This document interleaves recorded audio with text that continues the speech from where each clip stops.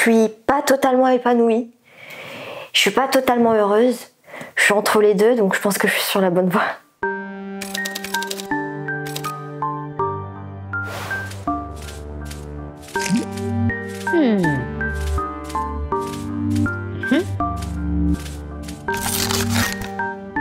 C'est vivre des émotions en fait qui me rend heureuse. C'est l'art en fait au sens, la culture au sens large du terme. Faire de nouveaux voyages, etc. pour alimenter une réflexion sur le monde, etc. C'est vraiment... j'aime bien remettre en question ma vie. Discuter, refaire le monde avec des copains à la terrasse d'un café, putain, très cliché, my god. Quand je danse, c'est comme ça que je me sens vivante. Et c'est ça que j'aime. C'est les odeurs, c'est les bonnes odeurs, parce que j'ai un sens de l'odorat très développé et c'est quelque chose qui me rend vraiment heureuse, parfois dans une journée qui va mal. Le taf en milieu associatif, la bouffe végé, quoi d'autre? Les concerts, les zines, aller goûter avec mes amis, telle une adolescente. L'amour et la joie, ensemble, mélangés, font du bonheur. J'ai une famille, j'ai plein de potes, j'ai un amoureux que j'aime beaucoup et qui me le rend bien et qui me rend vraiment heureuse. Et en fait, ça me suffit pour moi à être bien. Et le reste, c'est du plus. C'est de voir le bonheur chez les personnes autour de moi. Ma fille et puis ma famille. Le cadre aussi dans lequel je vis, ça joue beaucoup. C'est le fait d'être revenue dans la nature, parce qu'avant j'habitais en ville, donc ça joue énormément. Moi, ça m'apaise vraiment beaucoup, surtout que je suis quelqu'un de très nerveux. Se lever le matin et se dire bon bah voilà, je suis heureuse d'être là, ça me fait du bien, je me sens bien dans mes baskets. Déjà, ça répond pour moi à cette question sur le bonheur, quoi. Je suis épanouie parce que quand quelque chose ne me va pas, je change tout simplement. J'ai un travail qui me convient, avec un rythme qui me convient aussi, de pouvoir ralentir ou arrêter quand j'en ai envie. Ouais, les moments de restitution des chansons, etc. On voit les gens sur scène. Je sais que régulièrement, avec mes collègues, on a un peu les larmes aux yeux parce que c'est extrêmement touchant et que c'est ce qui met vraiment du sens dans le métier que je fais aujourd'hui. Et ça, c'est hyper important. C'est vraiment des moments où il y a une espèce de petit shot de foi en l'humanité, tout n'est pas perdu, quoi. C'est ça qui fait mon bonheur. Les biens matériels, ils font pas mon bonheur, non. Même si c'est cool d'avoir des trucs. Il y a eu des moments où j'ai couru après l'argent. Il y a quand même eu des moments où je me suis fait quand même quelques frayeurs à ce niveau-là, et je me suis rendu compte qu'en fait, il fallait que j'en ai rien à cirer, qu'il fallait que ce qui reste le plus important, c'est que je sois important, que je me sente apprécié de quelqu'un. Je suis pas quelqu'un qui aime beaucoup les excès, qui aime le superficiel.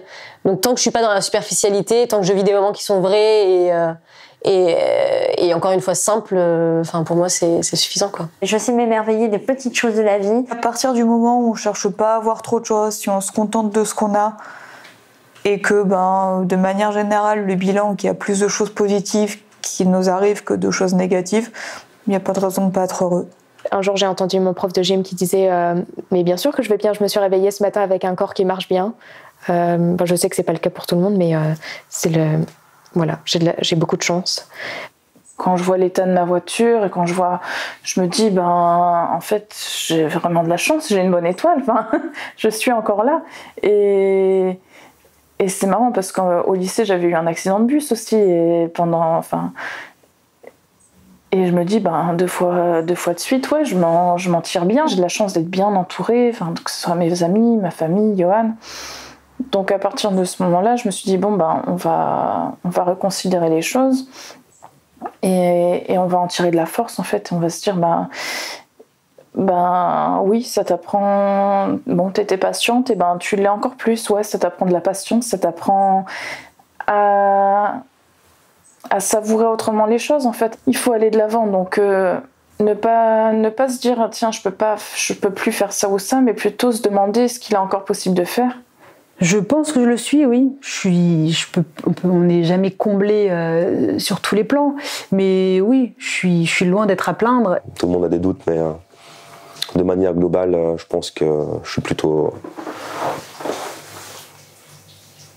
heureux, ouais. Aujourd'hui, je suis clairvoyante sur la vie.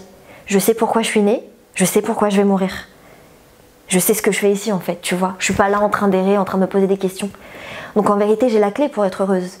La clé, c'est ça. Il faut que je me rapproche de mes objectifs spirituels. Voilà, tout simplement. Ouais, je suis heureux. Mais c'est parce que j'ai pas encore trouvé le bonheur. Je pense que le jour où je l'aurai trouvé, je me ferai chier. Je pense que ce qui empêche mon bonheur parfois, c'est le travail, le fait d'effectuer toujours la même chose avec les mêmes personnes. Inlassablement, ça me mine et c'est pour ça que je suis obligée de changer de boulot régulièrement parce que j'en peux plus. J'ai l'impression de plus avancer sur ma connaissance de moi ou même de plus rien apprendre.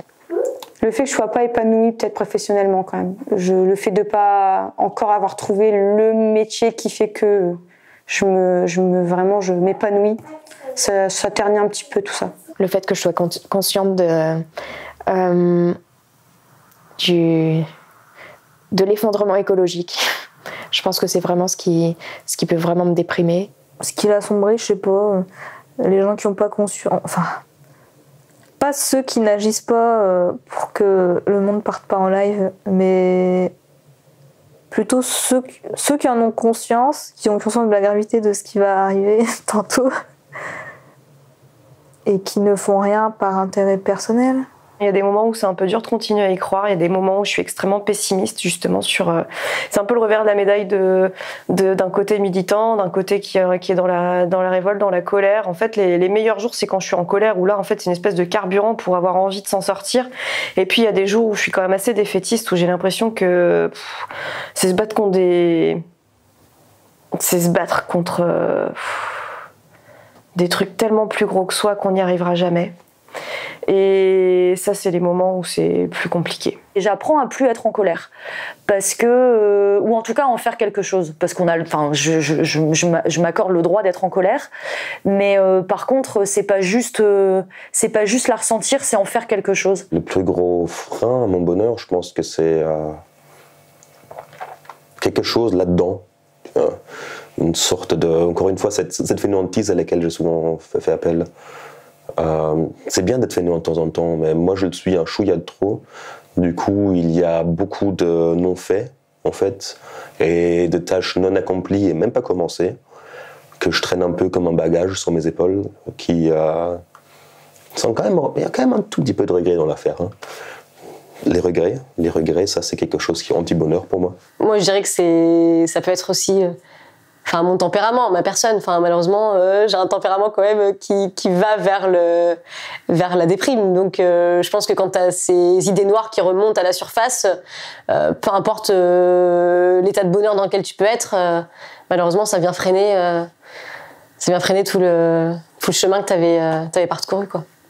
Après, après c'est surtout par rapport à mon caractère d'être t'es gentil toi, mais pas le gentil bienveillante, le gentil t'es conne parce que t'es trop gentil quoi.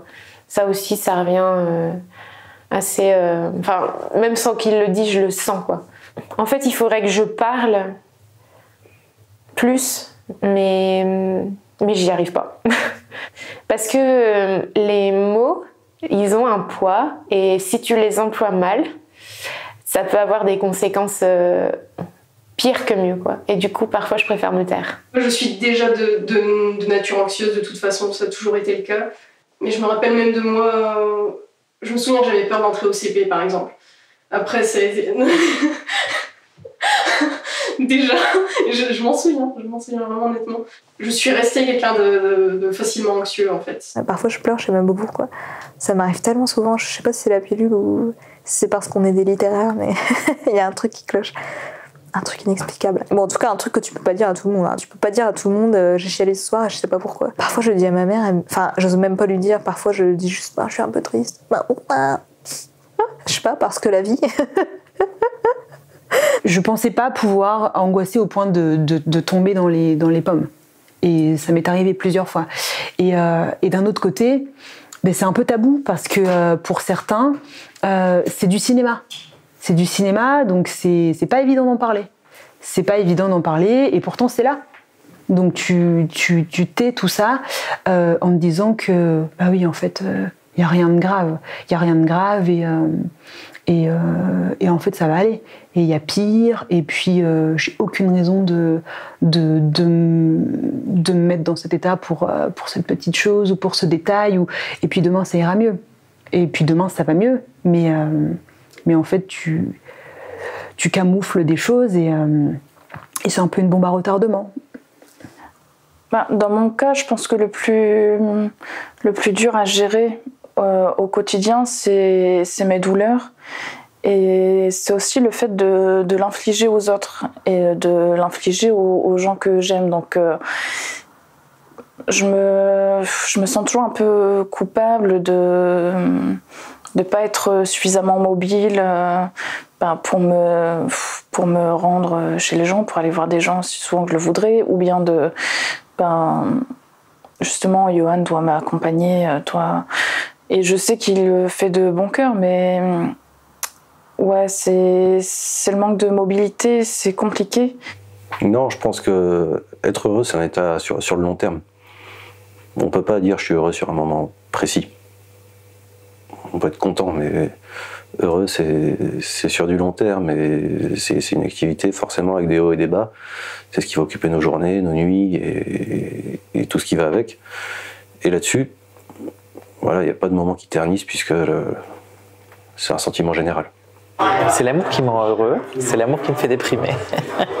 J'ai tellement de bonheur, d'amour avec ma mère, mon père, même mon beau-père, mon mec, mes amis, tous les gens qui m'entourent en fait.